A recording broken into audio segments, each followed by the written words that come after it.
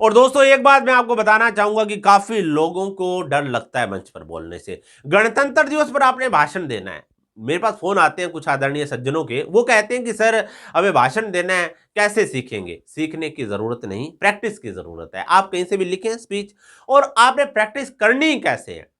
जब तक आप जोर जोर से बोल के प्रैक्टिस नहीं करेंगे अकेले में, जैसे यहां पर मैं अकेला हूं इस कमरे में, जैसे कोई भी स्पीच है मैं वैसे ही बोल रहा हूं, दो चार पंक्तियां कुछ। 26 जनवरी का कोई भी भाषण है, उसकी तैयारी आप कैसे करेंगे? जोरदार तरीके के साथ प्रैक्टिस करेंगे तो आपकी परफॉर्मेंस अच्छी होगी लोगों के सामने। कि कर्मों का तूफान पैदा किए बिना सच्ची शाबाशी नहीं मिलती, भाग्य के दरवाजे पर सर पटकने से कभी आजादी नहीं मिलती। सबसे पहले हमारे स्वतंत्रता सेनानियों और संविधान निर्माताओं को शत शत नमन करता हूं। आज के इस समारोह में उपस्थित माननीय मुख्य अतिथि महोदय, विशिष्ट अतिथि और सभी सुनने वालों का अभिनंदन करता हूं, अभिवादन करता हूं। बार बार प्रैक्टिस करें। उपस्थित माताओं, बहनों, आदरणीय बुजुर्गों, भारत की युवा पीढ़ी और प्यारे बच्चों का अभिनंदन करता हूं। आदरणीय शिक्षक गण, आदरणीय प्रिंसिपल सर, इस तरह के शब्दों की बार बार रिपीटेशन आप जब करेंगे तभी आपकी बात बनेगी। ऐसा नहीं कि एक बार भाषण को याद किया और मंच पे आपने अच्छे से कर दिया, ऐसा नहीं हो सकता। भारत देश आज के दिन पूर्ण रूप से संप्रभु बना। भारत के हर नागरिक को संप्रभुता मिली, समता का अधिकार, अवसर की समता, हमें अपने अधिकार मिले, कानून बने, और आज हर नागरिक अपने आप को सुरक्षित महसूस करता है। हर व्यक्ति की गरिमा की जिम्मेदारी ली गई, ये हमारा संविधान था। आज हमारे संविधान संस्थापकों को याद करने का दिन है। याद करें हम उनको कि गीत आंसू पहुंचकर सृजन के गा रहा हूं, मां भारती के दर्द को मैं आप तक पहुंचा रहा हूं। सार मेरी साधना का शेष रहना चाहिए, मैं भले मिट जाऊं मगर मेरा देश रहना चाहिए।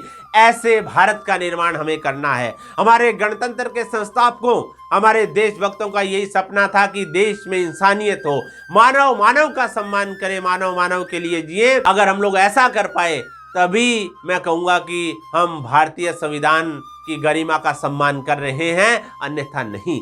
संविधान व्यक्ति के हृदय की बात है।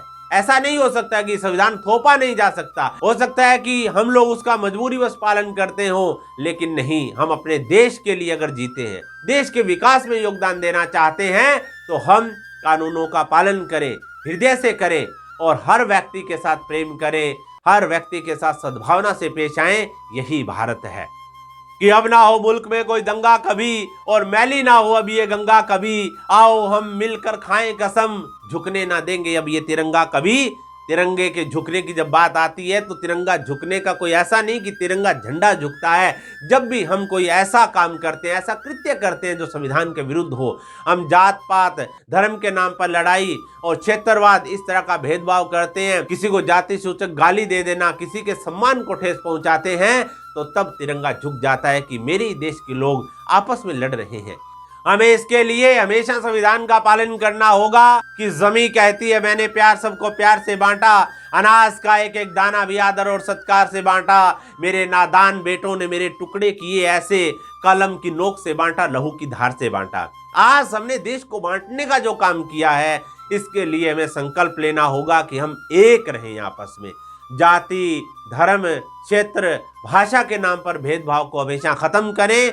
और अगर ऐसा हम लोग करते हैं तो मैं कहूंगा कि हमारे तिरंगे का, संविधान का, गणतंत्र के संस्थापकों का, हमारे देशभक्तों का सच्चा सम्मान होगा। मैं आशा करता हूं कि आज के दिन हम लोग ऐसे संकल्प लेंगे जिससे भारत का नव निर्माण हो। एक बार पुनः आप सभी को गणतंत्र दिवस की हार्दिक शुभकामनाएं। इस तरह से जोरदार तरीके के साथ ये वीडियो मैंने बना के आपको जो दिखाई है, पूरा जोरदार तरीके के, जैसे यूं हाथ कर दिया, कभी यूं कर दिया।